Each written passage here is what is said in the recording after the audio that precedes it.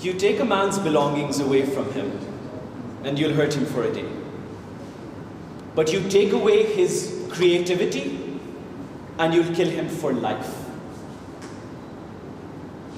The epitome of genocide is to retract the element of curiosity from our educational system, is to strip away the idea of creativity from a child by introducing an educational system which requires one to sit in a classroom in rows and columns, raise your hands to answer or ask a question from a teacher, and to confine your thought and your knowledge process in a certain way just to conform to the new high-achieving educational system.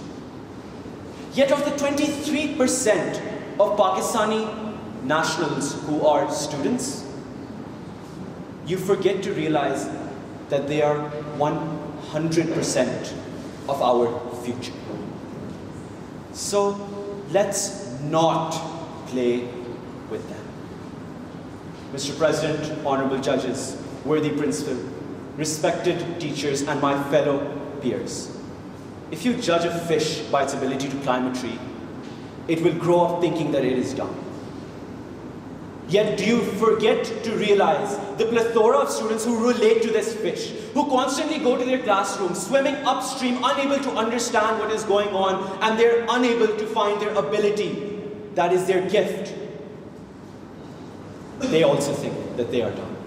That this educational system, it murders creativity and individuality, and eventually goes on to become intellectually abusive. Ladies and gentlemen, you take 30 students in a classroom and you give them this higher educational system where you begin to teach them, you begin to mold their ideas and their values, but they require more time, they invest more effort, and eventually they start to compete for this grade A letter grade that determines their product quality, a letter grade that their entire life is based on. We tell you that it is demeaning because scientists have said to us that no two human brains are the same. Because the world is progressing. We need people who think creatively, who think innovatively, critically, and independently, and are still able to connect with each other. Ladies and gentlemen,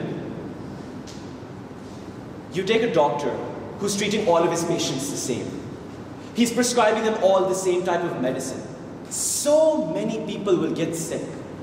Yet you have a teacher who sits in a classroom in front of students with different strengths, different needs, different abilities, and different gifts, teaching that same educational system through that same method. That is unfair. Let's take an example of Denmark, a country that prides itself because of having the best education system across the world. There are no standardized testings. There are no compulsory grading systems. Instead, you have this holistical approach, which causes these students and requires them to think with common sense and use their physical interactions. Yet when you set up this educational system, you forego a key aspect, which is the romanticization of childhood.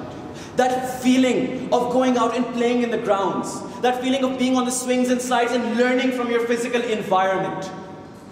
Take yourself, for example. When you grew up, you approached these fields, these public speaking forums. You learned teamwork, you learned sportsmanship, and you turned out brilliant.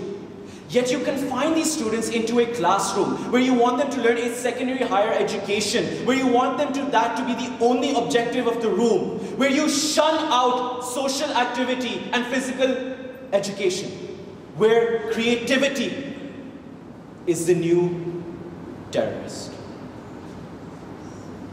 Jay Kelly, the creator of standardized testing, once said that these tests are too crude to be used. Yet we use them. Ladies and gentlemen, if we continue along this path, the results will be devastating. Case in point, Finland, a country which requires its students to work collaboratively instead of competitively. So why can't we have that education system? Why can't we have a system where our students learn to explore who they are and become the individuals that society needs? Because in the wise words of Albert Einstein, ladies and gentlemen, never forget, everyone is a genius. Thank you.